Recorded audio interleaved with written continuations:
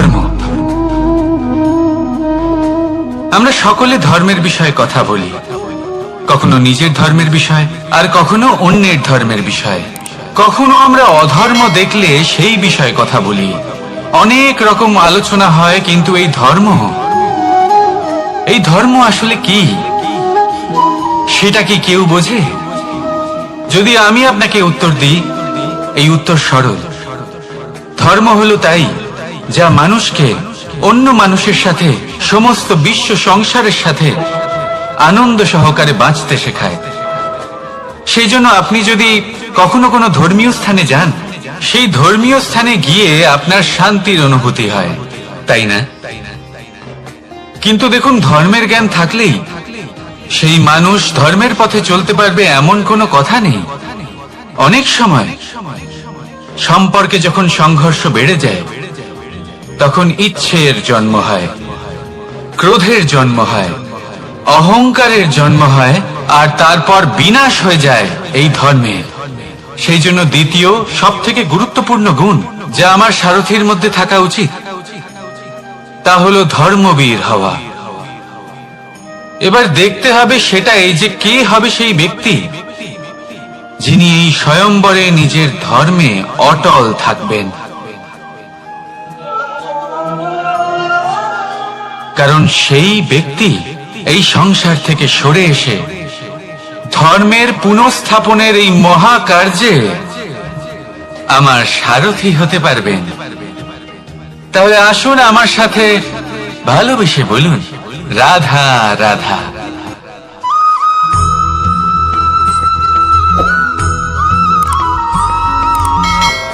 প্রেম এই সংসারে এসেছিল এই সংসারকে প্রেমের শিক্ষা দেওয়ার জন্য, এই জীবনের সুখের অনুভূতি আসলে কি তা শেখানোর জন্য। কিন্তু যদি সত্যি কথা বলি, তো আমি নিজেই প্রতিদিন প্রেমের নতুন নতুন স্বরূপ দেখতে পাই। প্রেমের একটা নতুন অনুভূতি প্রত্যেক নতুন দিনে। আর তার কারণ হলো এই প্রেম অনন্ত, এ হলো দৈব। প্রেম হলো এই সংসারের সব থেকে বড় ঢাল এবং সব থেকে বড় অস্ত্র। এই প্রেম ছাড়া না কোনো ন্যায় হয়, আর না কোনো শাস্ত্র, না জীবন আছে, আর না অন্ত। এবার যদি এই প্রেম মনের মধ্যে বাস করতে শুরু করে, তাহলে কখনো কোনো সমস্যাই হবে না। আর যদি হয়েও থাকে, তাহলে তা স্থায়ী হবে না। এই প্রেম কি না করতে পারে? এই প্রেম সমস্ত সমস্যা মিটিয়ে ফেলতে পারে। আপনার মনের মধ্যে অহংকারকেও বিনাশ করে দিতে পারে।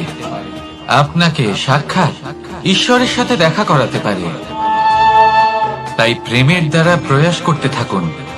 এই সংসারের প্রত্যেক মানুষকে, প্রত্যেক বস্তুকে, প্রত্যেক জীব জন্তুকে ভালোবাসবেন। আর এই প্রেমের দ্বারাই বলুন, রাধা রাধা।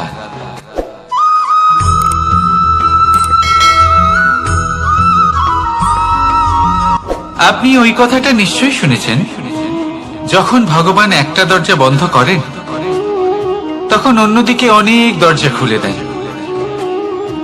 এবার এই দরজা, এই সমস্ত পথ আমরা দেখতে পাই না। অনেক সময় আমরা বুঝতে পারি না, হারিয়ে যায় সব। কখনো কখনো মনে হয় যে এই কথাটাই মিথ্যে, কিন্তু আসলে তা তো নয়। তাহলে হারিয়ে যায় কেন? কারণ আমরা সময় নষ্ট করি এই দরজার দিকে তাকিয়ে থেকে। ভাবি এই বুঝি দরজা খুলবে, এবার দরজা খুলবে। অপেক্ষা করতে করতে আমরা অনেক সময় নষ্ট করে ফেলি। এত সময় নষ্ট করি যে আমরা দেখতে পাই না, খুঁজে পাই না সেই সমস্ত দরজা আর পথ যা আমাদের জন্য খোলা রয়েছে। যদি খুঁজেই না পাই, তাহলে তা ব্যবহার করব কি করে? মনে রাখুন, ভগবান সব সময় আমাদের সাথে রয়েছেন, আমাদের সাহায্য করছেন। এই পথ সব সময় আছে, সর্বত্র আছে। দরকার রয়েছে শুধুমাত্র দৃষ্টির, দৃষ্টিভঙ্গি এবং ভাবনার। এই দৃষ্টিকে বিস্তৃত করুন, এই দৃষ্টিভঙ্গিকে ধনাত্মক করে তুলুন, আর এই ভাবনা, এর সীমা একটু বাড়িয়ে তুলুন। তারপর দেখবেন সব খুঁজে পাবেন। আসলে কি, এই যে ঈশ্বর, এই যে পরমাত্মা, তা আমাদের সাথে রয়েছে, আমাদের মনের মধ্যে রয়েছে। যিনি তাকে মন থেকে চাইবেন তিনি তাকে মনের মধ্যে অবশ্যই খুঁজে পাবেন। যদি উনি মন থেকে চান পথ খুঁজে পেতে, তাহলে তিনি অবশ্যই পথ খুঁজে পাবেন। তাহলে আসুন আমার সাথে ভালোবেসে বলুন, রাধা রাধা।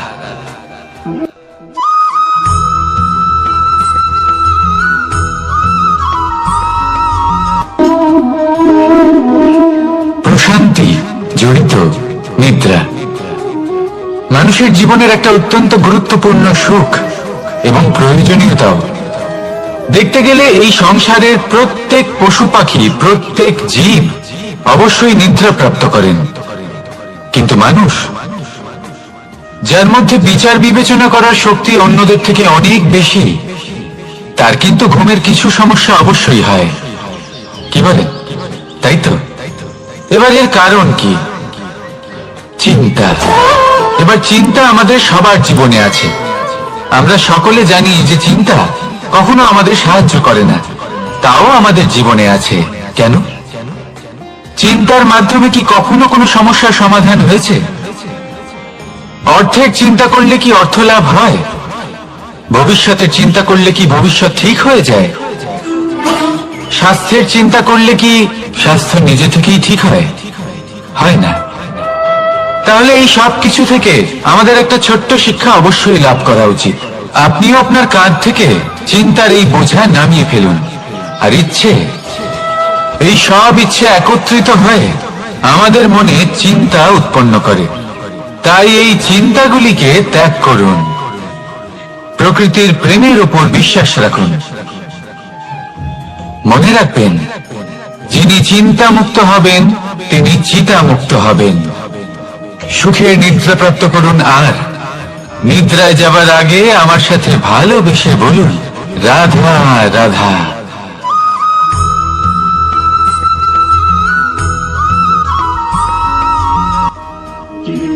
আমরা সবাই জীবনে সফল হতে চাই, তাই না?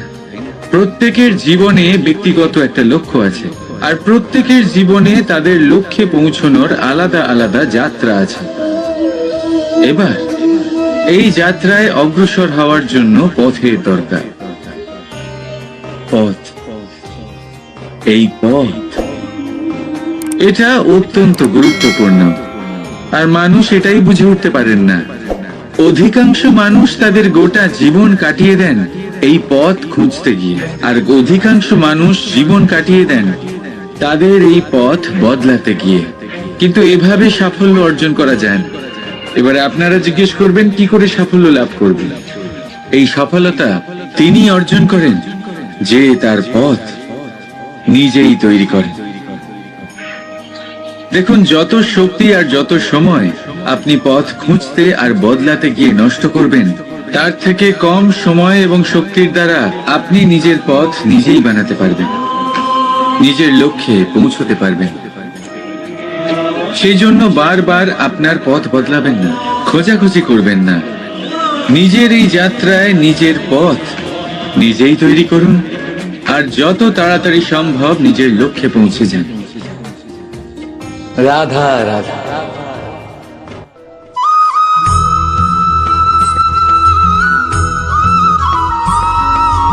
আর নিদ্রায় যাবার আগে আমার সাথে ভালোবেসে বলুন, রাধা রাধা। মহাদেব, সেই দেবতা যিনি মহান, যাকে দেবতাদের দেবতা বলা হয়, যিনি হলেন আমার আরাধ্য। কখনো আপনার মনে এই প্রশ্ন এসেছে যে শিবকেই কেন মহাদেব বলা হয়, অন্য কোনো দেবতাকে কেন বলা হয় না? সেই কারণে, কারণ মহাদেবের মধ্যে, ওনার মধ্যে এমন এক বিশেষ গুণ রয়েছে যা অন্য কারণ নেই। তা হলো নিঃস্বার্থ হয়ে মানুষের সেবা করা। যদি প্রয়োজন পড়ে, যদি সৃষ্টির পথে বিনাশের কালো মেঘ ছেয়ে থাকে, তখন নিজের প্রাণের চিন্তা না করে হলাহল পান করার জন্য প্রস্তুত থাকেন মহাদেব। আর এই অদ্বিতীয় ত্যাগের জন্যই শিবকে মহাদেব বলে ডাকা হয়। এবার যদি কোনো মানুষও নিঃস্বার্থ ভাবনার দ্বারা নিজেকে অর্পণ করে দেয় এই জগতের কল্যাণের জন্য, মানুষের সেবার জন্য, তাহলে তিনিও মহাপুরুষ, মহামানব হতে পারেন। যদি কেউ অভুক্ত থাকেন তাহলে নিজের থালা থেকে অর্ধেক খাবার তাকে দিয়ে দিন। যদি কেউ অসুস্থ হন তাহলে তাকে সেবা করার, চিকিৎসা করার চেষ্টা করুন। এই জীবন শুধু নিজের জন্য নয়, অন্যদের প্রতি, সমস্ত সংসারের প্রতি উৎসর্গ করুন। যদি এইসব মানুষ শিখে যান তাহলে তিনি মহাদেবের পথে অগ্রসর হতে পারেন। যদি মানুষ নিঃস্বার্থ ভাবনার দ্বারা এই সংসারের সেবা করতে শিখে যান তাহলে তিনি নিশ্চিত রূপে মহামানব অবশ্যই হতে পারবেন। আসুন আমার সাথে ভালোবেসে বলুন, রাধা রাধা।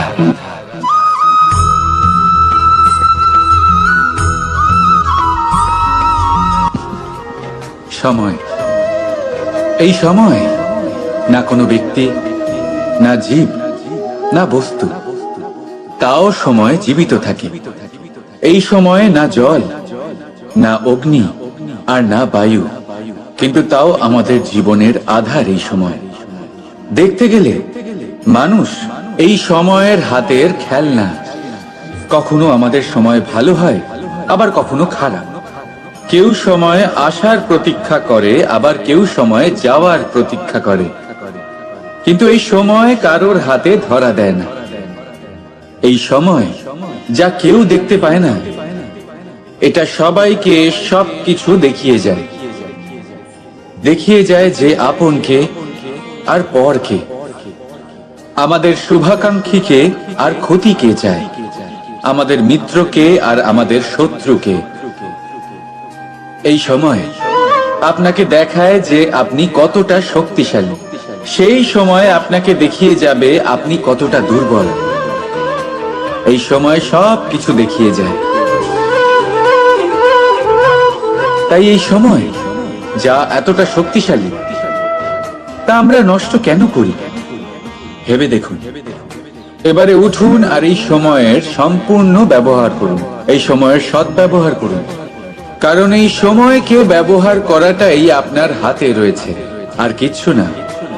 আর এই সময় একবার বয়ে গেলে তখন যাই করুন না কেন, কখনো ফেরত আসবে না। সময়ের সদ্ব্যবহার করুন আর সবার মধ্যে আনন্দ ছড়ান। আর আসুন আমার সাথে ভালোবেসে বলুন, রাধা রাধা।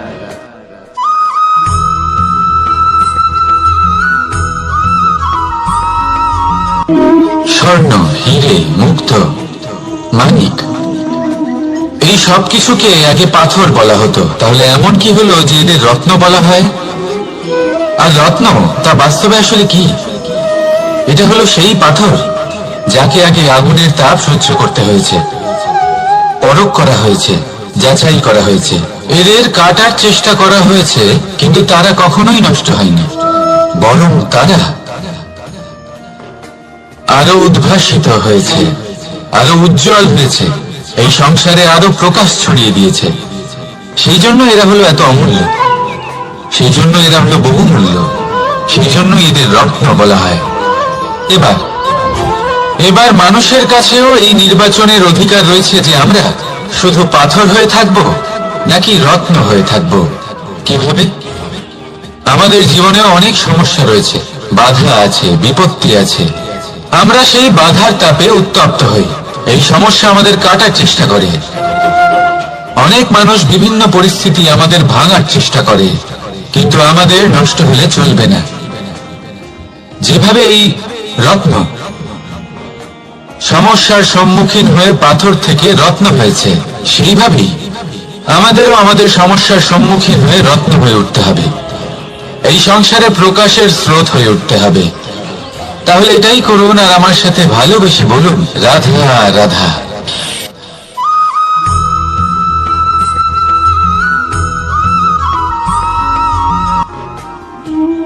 মানুষ জন্ম নেয়, আর জন্ম নিলেই তার জীবনযাত্রা শুরু হয়ে যায়। তারপর সে পরিশ্রম করে, লড়াই করে, আর সে তার ফল অবশ্যই পায়। সেই নিজের জীবনযাত্রা নিজেই সাজায়। তার জীবনে ভয় ততক্ষণ প্রবেশ করে না যতক্ষণ না সে জীবনে কিছু অর্জন করে।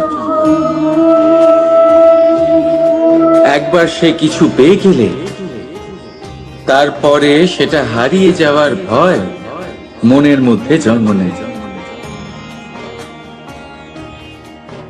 তারপর সে ভাগ্য, জ্যোতিষ, ভবিষ্যৎ এই সব দেখতে ব্যস্ত হয়ে পড়ে। আমি আপনাকে একটা প্রশ্ন করছি, আপনি যখন এই সংসারে এসেছিলেন কি নিয়ে এসেছিলেন যে আপনি হারাবেন? কিছুই না। আপনার বশে আপনার জীবনের সেই মুহূর্তই আছে যা আপনার হাতে আছে, অন্য কিছুই নয়। আপনার হাতে আছে আপনার কর্ম। যে জীবনে দুর্ভাগ্যে হতাশ হয় না, যে অসফলতার জন্য ভেঙে পড়ে না, সেই এই জীবনে বিজয়ী হয়। বলুন, যখন আপনার জীবনে কিছুই ছিল না, কি করেছিলেন? পরিশ্রম করেছিলেন, লড়াই করেছিলেন, আর সেই সব কিছু পেয়েছেন যা পেতে চেয়েছিলেন। তাহলে আজ সব পাওয়ার পর ভয় কিসের? সেই সব জিনিস কি আপনাকে পরিশ্রম করার থেকে আটকায়? না। সেই জন্য নিজের হাতের রেখায় কখনো নিজের পথ খুঁজবেন না, কারণ এই সংসারে যাদের হাতই নেই তারাও নিশ্চিতভাবে তাদের নিজের পথ নিজেই বানিয়ে নেয়।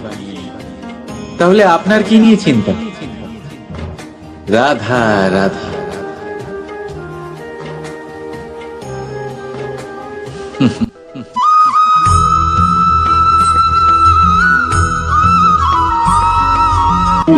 স্বর্ণ, হিরে, মুক্ত, মানিক, এই সব কিছুকে আগে পাথর বলা হতো। তাহলে এমন কি হলো যে এদের রত্ন বলা হয়? আর রত্ন তা বাস্তবে আসলে কি? এটা হলো সেই পাথর যাকে আগে আগুনের তাপ সহ্য করতে হয়েছে, পরখ করা হয়েছে, যাচাই করা হয়েছে, এদের কাটার চেষ্টা করা হয়েছে, কিন্তু তারা কখনোই নষ্ট হয়নি, বরং তারা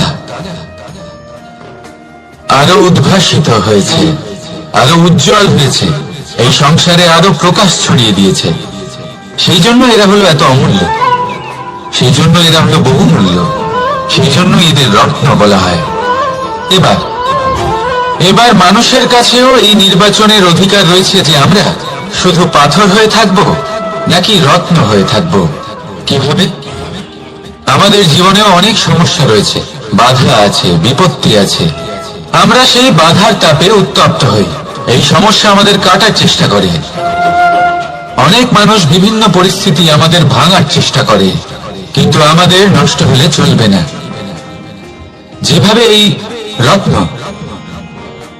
সমস্যার সম্মুখীন হয়ে পাথর থেকে রত্ন হয়েছে, সেইভাবেই আমাদেরও আমাদের সমস্যার সম্মুখীন হয়ে রত্ন হয়ে উঠতে হবে, এই সংসারে প্রকাশের স্রোত হয়ে উঠতে হবে।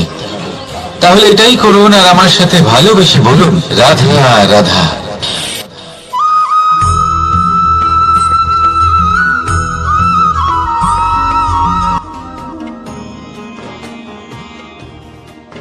লোকে আমাকে সবসময় জিজ্ঞেস করে যে কানাই, এখন তুমি বড় হয়ে গেছো, এই বাচ্চাদের সাথে থেকে তুমি সবসময় দুষ্টুমি করো কেন? তুমি বড় হয়ে গেছো, বড়দের মতো থাকো। বেশিরভাগ লোকে এটা বুঝতে পারে না, ভাবে উনি তো ভগবান, ভগবানের মতো গম্ভীর নয় কেন? এবারে আমি কি করে বোঝাবো সবাইকে যে আমার ভগবান হওয়ার পিছনে যে সবচেয়ে বড় রহস্য তা হলো এই বাচ্চারাই। আমার শক্তি কোথা থেকে আসে? সমস্ত সমস্যার সমাধান করার শক্তি এই বাচ্চাদের থেকেই তো আসে। জীবনে বাঁচার শক্তি, সংসারকে প্রেম শেখাবার শক্তি এই বাচ্চাদের থেকেই আসে। কারণ বাচ্চাদের থেকে বড় কোনো ভগবান হয় না। এবারে দেখুন না, পুরাণ আর বেদের কোনো জ্ঞান নেই ওদের, কিন্তু খুব ভালোভাবেই জানেন যে একজন উদাস ব্যক্তির মন কি করে ভোলানো যায়, কি করে তাকে আনন্দ দেওয়া যায়। আর এই এক বিশাল ব্যাপার, কোনো ন্যায়, কোনো নীতির জ্ঞান নেই ওদের, কোনো ভেদাভেদ করতে জানে না। কিন্তু এটা অবশ্যই জানে একজন একা অজানা ব্যক্তিকে নিজের দলের সদস্য কি করে বানাতে হয়, কি করে তাকে আপন করতে হয়। আর এক বড় ব্যাপার, এই বাচ্চাদের থেকে অনেক কিছু শেখার আছে। তাই আপনারাও নিজেদের জীবনে গম্ভীর হওয়ার চেষ্টা কখনোই করবেন না। আর যদি করেন তাহলে এই সংসার খুবই নিরস লাগবে আপনার। আপনিও বাচ্চাদের মতো নিষ্পাপ থাকুন আর নিজেকে আনন্দে রাখুন। লাভ আর ক্ষতির ঊর্ধ্বে গিয়ে সম্পর্ককে দেখুন। জ্ঞান অর্জন করার পরিবর্তে ভালোবেসে সম্পর্ক পালন করুন। আপনি নিজেই বুঝে যাবেন যে এই সংসার কতটা সুন্দর। রাধা রাধা।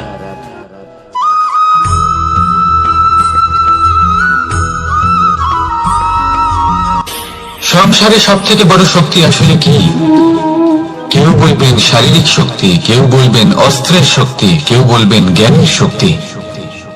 ঠিক আছে, কিন্তু যদি আমি বলি সংসারের সব থেকে বড় শক্তি হলো শক্তি কোনো এক তথ্যের, আগে হ্যাঁ, তথ্য।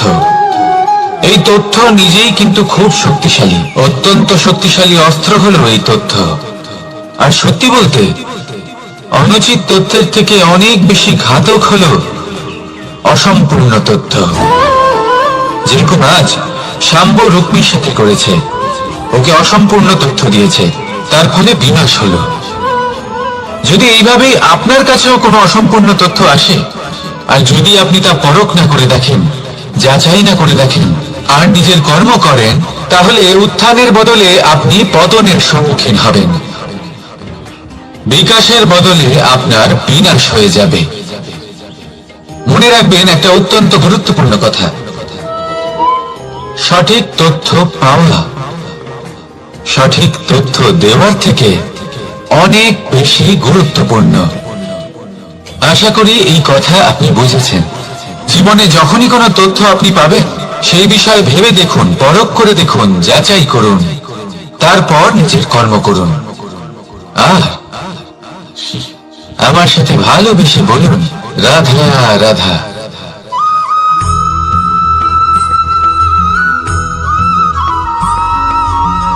সময় বড়ই অদ্ভুত, এই সময়, তাই না? দেখতে গেলে এটা একটা অনুভূতি, একটা সংখ্যা, একটা বিষয়। এবারে দেখুন না, সূর্যোদয় সকলের একসাথেই হয়, তাই তো? কারোর আগে কারোর পরে এমন তো হয় না, সবার একসাথেই হয়। আবার সূর্যাস্ত সকলের একসাথেই হয়। এবারে ভাবুন, এই সময় প্রত্যেকের জন্য আলাদা আলাদা। কারোর জন্য এই সময় ভালো, আবার কারোর জন্য এই সময় খারাপ। এক্ষুনি এই মুহূর্তে কারোর মুখে সফলতার আলো রয়েছে, আবার কারোর মুখে অসফলতার নিরাশা। এটা কেন?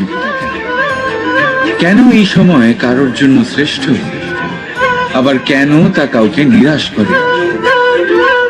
এটার উত্তর হলো আপনার চিন্তা, আপনার কর্ম।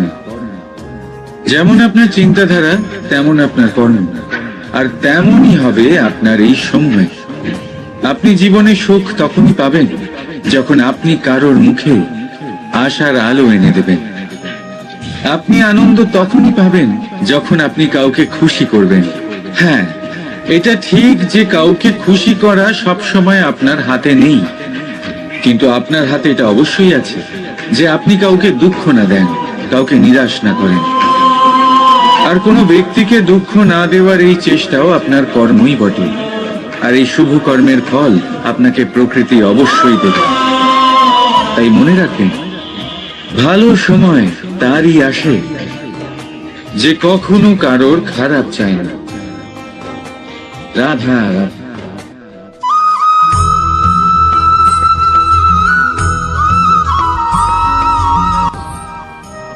ধর্ম এবং প্রেম, এই দুই হলো একই মুদ্রার দুই পিঠ। যদি এদের মধ্যে কোনোটা নষ্ট হয়ে যায়, তাহলে দ্বিতীয়টাও থাকে না। কখনো ভেবেছেন এমন কেন হয়? তার জন্য আগে আপনাকে বুঝতে হবে যে ধর্ম আসলে কি। ধর্ম সেটাই যা এই সংসারের প্রত্যেক মানুষকে একে অপরের সাথে সুখ এবং শান্তিতে থাকতে প্রেরণা যোগায়। এই প্রেরণার আধার হলো প্রেম। প্রেম সেটাই যা আপনার মধ্যে অন্য কারোর প্রতি করুণাবোধ জাগিয়ে তোলে, সম্মান জাগিয়ে তোলে। এবার যদি প্রেম চলে যায় তাহলে সবার আগে বিনাশ হবে সম্মান আর করুণাবোধের। এবার যেখানে না প্রেম রয়েছে, না সম্মান রয়েছে, না করুণা রয়েছে, সেখানে ধর্ম কিভাবে বাস করবে? অশুভ ইচ্ছে জাগ্রত হয়ে ওঠে, ক্রোধ জাগ্রত হয়ে ওঠে, অহংকার জাগ্রত হয়ে ওঠে, আর তারপর আরম্ভ হয় অধর্মের। তাই যা যা ভাবনা আপনার অন্তরে প্রবেশ করছে করতে দিন, কিন্তু যাই হোক না কেন এই প্রেমকে নিজের থেকে দূরে যেতে দেবেন না। এই প্রেমকে চিরকাল নিজের কাছে রাখুন, নিজের হৃদয়। আর এই প্রেম ভাব নিয়ে বলুন, রাধা রাধা।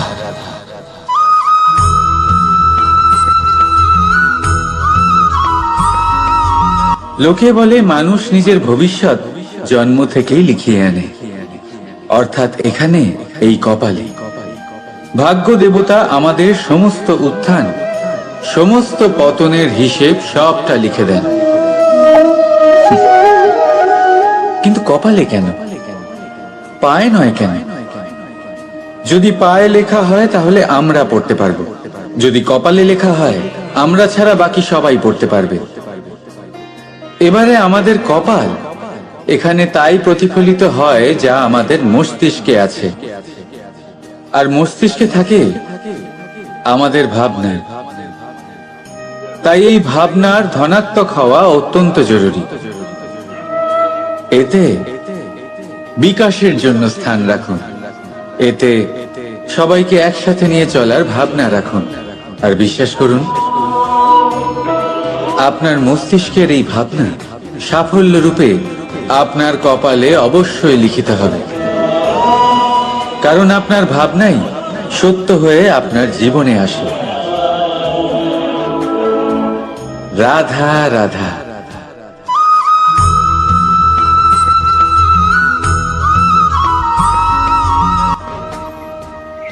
মানুষের জীবনে উন্নতি লাভ করার জন্য তিনটি স্তম্ভের প্রয়োজন হয়। প্রথম স্তম্ভ শিক্ষা। এই শিক্ষা আমাদের জ্ঞান প্রদান করে। দ্বিতীয় স্তম্ভ ব্যবসা, যার দ্বারা আমরা ধন উপার্জন করি। তৃতীয় স্তম্ভ হলো আমাদের ঈশ্বর, আমাদের ইষ্ট। এনার সাথে যদি আমরা জুড়ে থাকতে পারি তাহলে এমন একটা মানসিক বল আপনি লাভ করবেন যেটা এই সংসারে আর কোথাও পাওয়া সম্ভব নয়। কিন্তু মানুষ অনেক সময় জীবনে এই তিনটি স্তম্ভ লাভ করা সত্ত্বেও সামনে অগ্রসর হতে পারেন না। তখনও জীবনে কঠিন পরিস্থিতি আসতেই থাকে। এমনটা ঠিক কেন হয়? কারণ সে জীবনে এই তিনটি স্তম্ভ লাভ করে নেয়, জীবনে প্রয়োগও করে, কিন্তু তার ভিতের কথা সে ভুলেই যায়। যেমন প্রথম স্তম্ভ অর্থাৎ শিক্ষা। এই শিক্ষার আধার হলো শুভ চেতনা। যদি অন্তরে শুভ চেতনা না থাকে তাহলে এই শিক্ষার কোনো গুরুত্ব থাকে না। দ্বিতীয় স্তম্ভ ব্যবসা। পরিশ্রম করে উপার্জন করতে হবে, এই কথাটা আমরা সবাই জানি এবং সবাই চেষ্টাও করি। কিন্তু ব্যবসা করতে করতে আমরা এটা ভুলে যাই আমাদের ব্যবহার কেমন হয়ে পড়েছে। এই ব্যবহার যদি শুভ হয় তাহলে আমাদের উপার্জন আস্তে আস্তে একটা স্থির জায়গায় এসে পৌঁছবে। এবং তৃতীয় স্তম্ভ আমাদের ভগবান। যদি ওনার স্মরণে আপনি যেতে চান তাহলে তার পূর্বে নিজের মা বাবাকে সেবা করুন, তাদের যত্ন করুন, তাদেরকে ভালোবাসুন, কারণ ওনারাই হলেন এই সংসারে আপনার সব থেকে বড় ইষ্ট। তাহলে তিন স্তম্ভের সাথে সাথে তাদের আধারকেও নিজের জীবনে প্রাধান্য দিন। কোনো সমস্যা আসবে না, জীবনে একের পর এক উন্নতি করবেন এবং এই মন প্রসন্ন হয়ে বলবে রাধা রাধা।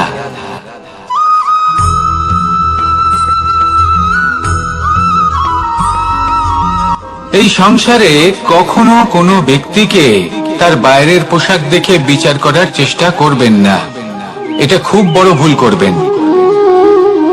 যেমন আমরা জীবনে অনেক সময় এমন করি, ধরুন কোথাও একটা গাছ দেখলাম, খুব বিশাল আকারের একটা গাছ, যেটা মাটির থেকে অনেক উঁচুতে পৌঁছে গেছে, যার বিশাল শাখা আছে। সেগুলো দেখে আমরা ভাবি যে এই গাছে হয়তো কত সুস্বাদু ফল আছে।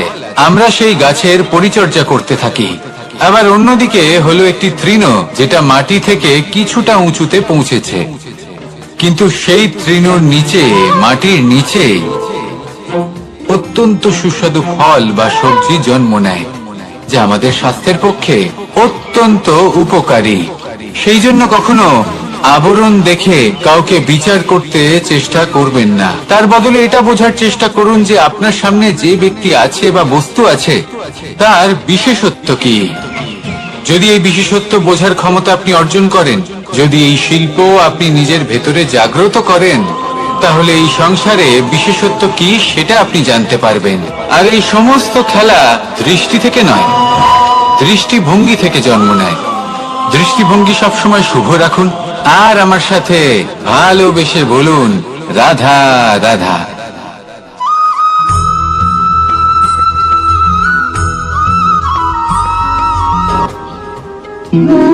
সুখ, দুঃখ এবং শক্তি, এই তিন হলো এই সংসারের ত্রিদেবের মতো। আমাদের জীবনে যা কিছু ঘটছে এই তিনটির ভিত্তির উপরেই হচ্ছে। আসলে এই সংসারের একটা নিয়ম আছে, যখনই আপনি কিছু লাভ করেন এই সংসার আপনার পরীক্ষা নেয়। এটা জানার জন্য আপনার পরীক্ষা নেয় যে আপনি যা কিছুই লাভ করেছেন আপনি কি আদৌ সেটার যোগ্য কিনা। ঠিক সেইভাবেই এই সুখ, দুঃখ এবং শক্তি আপনার পরীক্ষা নিয়ে থাকে। যখন সুখ আসে তখন সে আপনার পরীক্ষা নেয় যে আপনার মধ্যে অহংবোধ জাগ্রত হয়নি তো। যদি অহংবোধ চলে আসে তাহলে সুখ সেখানেই সঙ্গ ত্যাগ করে। দুঃখ আপনার ধৈর্যের পরীক্ষা নিতে থাকে, আর যদি আপনার মধ্যে ধৈর্য না থাকে তাহলে এটা আপনাকে আরো বেশি দুঃখের গভীর অন্ধকারে ঠেলে দেবে। সেখানে শক্তি পরীক্ষা নেয় আপনার বিনম্রতার। যদি আপনি বিনম্র না হন তাহলে হয় এই শক্তি আপনার সঙ্গ ত্যাগ করবে, নয় এই শক্তি বিনম্রতার অভাবে আপনার পতনের কারণ হতে পারে। এই সংসারে যে কোনো ব্যক্তি যিনি এই পরীক্ষায় উত্তীর্ণ হয়ে থাকেন এই জীবনে তিনি সাফল্য লাভ করেন। আসুন আমার সাথে ভালোবেসে বলুন, রাধা রাধা।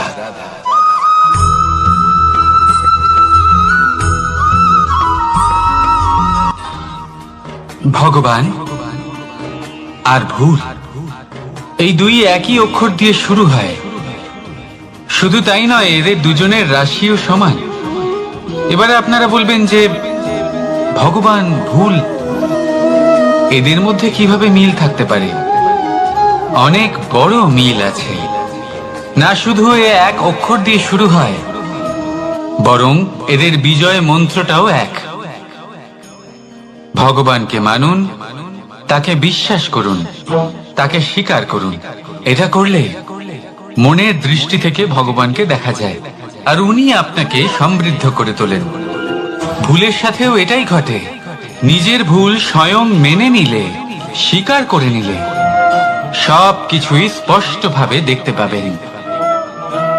যেদিন থেকে আপনি নিজের ভুল মেনে নিতে শিখবেন, সেদিন থেকে সেই ভুল শোধরানোর প্রক্রিয়াও শুরু হয়ে যাবে। আপনি বুঝে যাবেন নিজের ভুল কিভাবে শোধরাতে হয়। তাই মনে রাখবেন, নিজেকে শ্রেষ্ঠ করে তোলার জন্য নিজের ভুল স্বীকার করা অত্যন্ত প্রয়োজনীয়। এই জীবনে শান্তি আনার জন্য ঈশ্বরকে মেনে নেওয়া অত্যন্ত প্রয়োজনীয়। সব সময় নিজের গুণ এবং নিজের দোষ মনে রাখবেন। আজীবন সুখী থাকবেন। রাধা রাধা।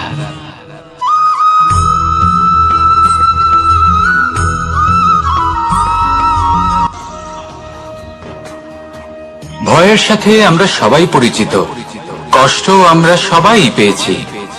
কখনো কখনো আমরা অসুস্থ হয়ে পড়ি, আর এমন সময় হলে মাতার মমতা, কখনো বাবার স্নেহ, কখনো বন্ধুদের পাশে থাকার অনুভূতি আমাদের রোগ নিরাময়ে সাহায্য করে। কখনো যদি আমরা নিরাশ হয়ে পড়ি, তখন যদি আমাদের কোনো আপনজন আমাদের দুটো ভালো কথা বলে, তখন আমাদের মনোবল বেড়ে যায়। ঠিক তেমন সংসারের এই রঙ্গমঞ্চে যদি আপনি পীড়িত অনুভব করেন, কিছু শুভ কথা আলোচনা করুন, কিছু স্তুতি গান করুন, কিছু মুহূর্তের জন্য হলেও নিজের ইষ্টদেবের কথা স্মরণ করুন আর প্রার্থনা করুন। সাহস বাড়বে, শক্তিও বৃদ্ধি পাবে এবং সামনে এগিয়ে চলার পথও দেখতে পাবেন। তখন এই মন প্রসন্ন হয়ে বলবে, রাধা রাধা। এই সংসারে সব থেকে বেশি কোমল বস্তু হলো রেশম। এই রেশম এতটাই কোমল হয় যে এর পুরো একটা থান শুধুমাত্র একটা হাতে ধরা সম্ভব। কখনো ভেবে দেখেছেন এই রেশম কিভাবে হয়? একটি কীট তার লালার দ্বারা উৎপন্ন হয়। এই কীট সেই রেশমকে পাক দিতে থাকে, পাক দিতেই থাকে আর আস্তে আস্তে তার মধ্যেই জড়িয়ে পড়ে। শেষে ওর এই সুন্দর অমূল্য সৃষ্টি রেশমের এই সুতো তার নির্মাণ কার্য পূর্ণ হয়, কিন্তু তাতেই ও নিজে বন্দী হয়ে যায়। নিজেরই মায়াজালের এই বন্দী গৃহে নিজেই ফেঁসে যায়। এবার এই সুতোকে ব্যবহারযোগ্য করে তোলার জন্য এই কীটগুলিকে এই কবচের সাথেই ফুটন্ত জলে ফেলে দেওয়া হয়। এই সংসারে যদি আমাদের স্বপ্ন এই সংসারের দুঃখ হরণ করার জন্য, এই সংসারে সুখ বিতরণ করার জন্য হয়, তবেই আমাদের প্রগতি সম্ভব। যদি আমাদের এই স্বপ্ন শুধুই আমাদের এবং আমাদের স্বার্থ সিদ্ধির জন্য হয়, তাহলে এই স্বপ্ন আমাদের অন্ধ করে দেবে, আমাদের অন্ধকারের পথে নিয়ে যাবে, আর আমরাও সেই কীটের মতো হয়ে যাব। নিজেদেরই মায়াজালে আমরা নিজেই ফেঁসে যাব, আর শেষে আমরা যদি কিছু লাভ করি তা হবে একাকিত্ব, অন্ধকারময় মৃত্যু। তাই স্বপ্ন অবশ্যই দেখুন, কিন্তু এমন ভাবে স্বপ্ন দেখবেন না যে তার এই বন্দিগৃহে আপনি নিজেই ফেঁসে গেলেন। স্বপ্ন দেখুন পরোপকারে।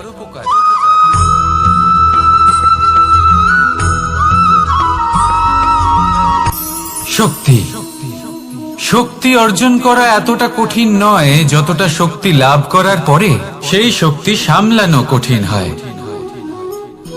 কারণ যেই মানুষ শক্তি লাভ করে তার মনে গর্ববোধ জন্মায়, জন্মায় অহংকার, জন্মায় জেদ। তাই শক্তি প্রাপ্ত করার সাথে বিনম্র থাকাও অত্যন্ত আবশ্যক। আর এটা আমাদের শেখা উচিত বৃক্ষের থেকে।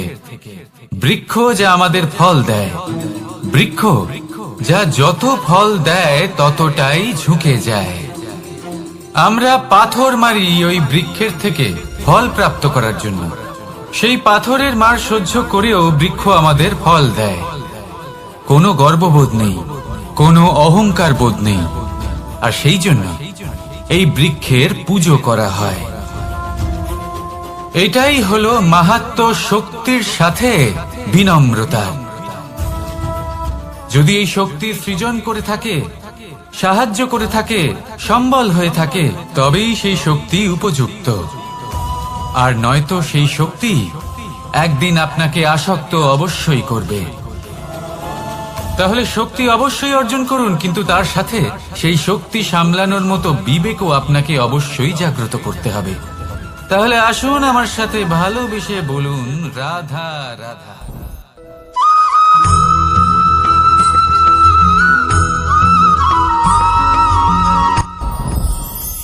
সাথী সাথী এই শব্দটির ব্যাখ্যা কে কিভাবে করে? মিত্র, সখা, বন্ধু। কিন্তু অর্থ একটাই, তিনি যিনি আপনার সঙ্গী হন আর তিনি যার সাথী আপনি হন। এবার সব থেকে বড় প্রশ্ন হলো এটাই যে তিনি কে হতে পারেন যাকে আপনি আপনার সাথী বলে মেনে নিতে পারেন, নিজের সখা, নিজের মিত্র, নিজের বন্ধু মেনে নিতে পারেন। আপনার সাথী হলেন তিনি যিনি দুঃখের সময় আপনার পাশে থাকবেন, আপনার হাত ধরে থাকবেন। আপনার সাথী হলেন তিনি যার হাত আপনি নিজের সুখের দিনে ধরে থাকবেন। সেই সাথীরই হাত ধরুন যিনি দুঃখে সবসময় আপনাকে সাহায্য করার জন্য তৎপর হয়ে থাকেন, আপনার পাশে থাকেন, আর যাকে সুখের দিনে আপনি আপনার সাথে রাখতে পারেন। আর যখন আপনার সাথে আপনার এই সাথী থাকবে তখন আপনি এটা বুঝবেন যে যখন জীবনে দুঃখ আসে তখন এই দুঃখ কমে যায়, সবার মধ্যে ভাগ হয়ে যায়। আর যদি তখন সুখ আসে তাহলে সেটা সবার উপস্থিতিতে আরো বেড়ে যায়। এটাই হলো প্রেম, এটাই হলো ভালোবাসা, এটাই হলো সঙ্গ, যেমন সম্পর্ক আমার আর রাধার মাঝে। তাহলে আসুন আর আমার সাথে ভালোবেসে বলুন রাধা রাধা।